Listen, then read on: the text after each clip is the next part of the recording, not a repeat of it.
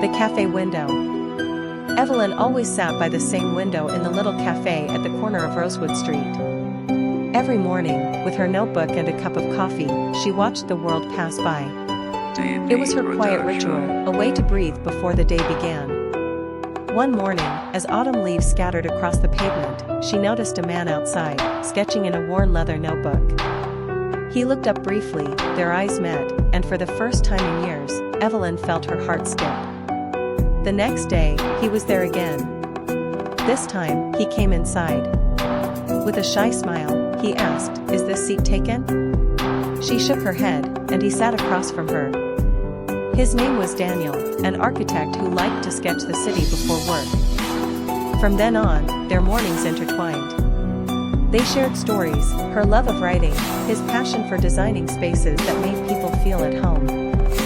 Slowly, laughter filled the space between them, and silence became something gentle rather than awkward. Weeks turned into months. Winter snow dusted the streets, yet they still met at the cafe, hands warming around cups, hearts warming around each other. Evelyn began writing more than ever, her stories now filled with characters who found love in unexpected places. Daniel, too, found new inspiration, his sketches seemed brighter, alive with possibility.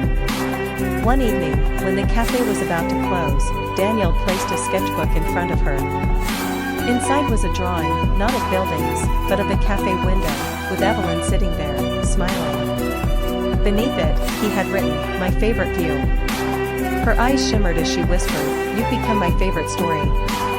In the soft glow of the cafe lights, with the quiet hum of the city outside, they leaned across the table and sealed their words with a kiss. It wasn't grand or dramatic, just simple and true, two souls finding each other in the rhythm of everyday life. And from that day on, the little cafe window held not just a view of the world, but a memory of love beginning. The bookshop promise. On a rainy afternoon in London, Emma ducked into a small, quiet bookshop to escape the storm. The scent of old paper and freshly brewed coffee filled the air, wrapping her in comfort. She wandered through the narrow aisles, fingertips brushing along the spines of novels, when a voice broke the silence. "Looking for something special?" She turned and found a tall young man with gentle brown eyes and a book in his hand. His name was Daniel, the shop's owner. His smile was warm, almost as if he had been expecting her. Emma laughed softly. "Just something to keep me company until the rain ends." He handed her a worn copy of Pride and Prejudice. "This one has never disappointed." From that moment, the rain didn't matter. They spoke for hours, sitting by the shop's window as the city blurred behind raindrops. Emma learned that Daniel had inherited the bookshop from his grandfather, and though business was slow, he loved every quiet corner of it. She shared her dreams of writing stories but admitted she had never found the courage to finish one. Days turned into weeks. Emma returned again and again, each visit stretching longer than the last. Sometimes they read together in silence, other times they argued over favorite characters, laughing until their cheeks ached. It wasn't a sudden realization, but rather a gentle unfolding. Emma felt her life weaving itself into Daniel's, as naturally as pages following each other in a book. One evening, as autumn leaves scattered across the cobblestone street, Daniel closed the shop early. He led Emma to the back, where strings of fairy lights glowed softly above shelves of old novels. On the counter sat a single notebook, wrapped in twine. "For you," he said. Emma untied it and found the first page filled with Daniel's handwriting. "This is for your stories, the ones you haven't written yet. But I hope I'll be in every one of them." Her heart trembled. She looked up, meeting his steady gaze. "And if I am?" she whispered. Then, Daniel said, taking her hand, "I'll spend every day making sure the story never ends." The rain had stopped long ago, but inside that little bookshop, Emma knew she had found a love that would weather every storm. The bridge at dawn. Every morning, Emma crossed the old stone bridge on her way to work. She loved the view of the river beneath, the mist rising like soft whispers of forgotten dreams. For weeks, she noticed a man sketching by the railing. He always seemed absorbed in his art, his notebook resting on his knee, his pencil dancing with quiet intensity. One chilly morning, their eyes finally met. He smiled shyly, and she returned it before hurrying past, her cheeks warm despite the cold. The next day, curiosity slowed her steps. "What are you drawing?" she asked, her voice almost blending with the morning breeze. He looked up, startled, then turned his notebook toward her. It was a sketch of the bridge, every curve, every stone, captured with care. Yet what caught her attention was a tiny figure standing in the corner of the page.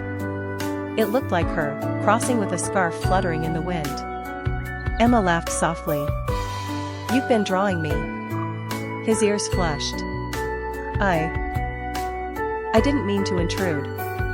You just looked like you belonged here, like part of the story this bridge tells."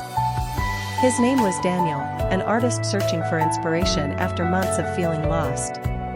Emma began stopping each morning to talk with him, sometimes bringing coffee, sometimes just her smile. Their conversation stretched longer, until she was late to work more than once, but she didn't care. One dawn, as the sun painted the sky gold, Daniel handed her a finished sketchbook. On its pages were dozens of drawings, of the river, the bridge, the morning light, and of her, in countless small moments, laughing, thinking, standing still. Emma's chest tightened. "Why so many?" He looked at her, his voice steady for the first time. "Because every day I see you, and every day you remind me that beauty still exists." Silence hung between them, broken only by the water flowing beneath the bridge. Emma reached for his hand, her scarf trailing in the wind. From then on, the bridge was no longer just a crossing. It was where two lives had met, where silence had bloomed into words, and where strangers had found something quietly, unmistakably like love. The bridge at midnight. On a quiet autumn evening, Emma stood on the old stone bridge that overlooked the river, watching the moonlight dance across the water. The town had fallen asleep, but she stayed, as if waiting for something, or someone. She had promised herself she wouldn't come back here. This bridge carried too many memories, too much of him. Yet her heart had betrayed her, leading her footsteps back to the place where it all began. 2 years earlier, it was here that she met Daniel. He was leaning against the railing, sketching the town's skyline in a notebook. Curious, Emma had stopped to peek, and instead of being annoyed, Daniel had smiled and asked, "Would you like to be in the picture too?" That was the start of countless evenings spent on this bridge, sharing stories, dreams, and the kind of laughter that made time disappear. But life had pulled them apart. Daniel had gone abroad for work, and promises to stay in touch had faded under the weight of distance and silence. Still, Emma couldn't forget him. As she traced her fingers along the cold railing, she heard footsteps approaching. Her heart skipped. Slowly, she turned. It was him. Daniel. His hair was a little longer, his face a little older, but his eyes, those same warm, steady eyes, met hers across the space between them. "I hoped you'd be here," he said softly. His voice trembled, not from the chill, but from the fear that she might walk away. Emma's breath caught. You came back." "I never really left," he whispered, stepping closer. "Every sketch, every city, every crowded street, I always found myself drawing this bridge, because it was where you were." For a long moment, neither spoke. The river flowed beneath them, carrying the silence away. Finally, Emma let out a shaky laugh. "I thought I was the only one who couldn't forget." Daniel reached out, gently taking her hand, just as he had the first night they met. "Some places belong to us," he said. "And some hearts, too." The clock tower struck midnight. On the old stone bridge, under the moonlit sky, Emma and Daniel stood together again, not as strangers reunited, but as two souls who had finally found their way home. The bridge at dusk. Evelyn always took the long way home, following the quiet river that curved through town. It wasn't the fastest route, But it led her to the old wooden bridge, a place that seemed to carry whispers of stories older than she could imagine. One evening, as the sky turned violet and gold, she saw someone leaning on the railing, sketching in a notebook. His dark hair fell slightly into his eyes, and his focus was so complete that he didn't notice her at first. When he finally glanced up, their eyes met. "Sorry," he said with a small laugh, holding up his pencil. The sunset looked too perfect not to draw. Evelyn smiled. "It's the bridge. Everything feels different here." They fell into conversation, and what began as a passing moment stretched into an hour. His name was Daniel, an architect who had just returned to town after years away. She told him she was a teacher who still believed in small miracles, like children's laughter and golden skies. From that evening on, the bridge became theirs. They met there after long days, talking about dreams, failures, and the strange comfort of silence.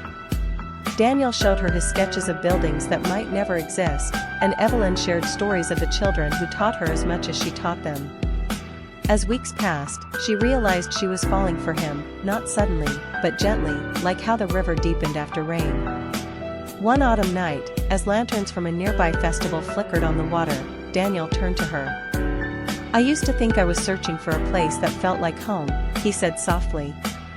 "But maybe it's not a place. Maybe it's a person." Her breath caught, and the world seemed to hush. She reached for his hand, her voice barely a whisper. "Then I hope you found it." He smiled, eyes shining with something more than light. And beneath the soft creak of the bridge, he kissed her. From that night, the bridge wasn't just an old crossing over the river. It was where two lives touched and changed forever. A place where ordinary evenings turned into something unforgettable, proof that sometimes love doesn't arrive with thunder, but with the quiet certainty of dusk settling over the water.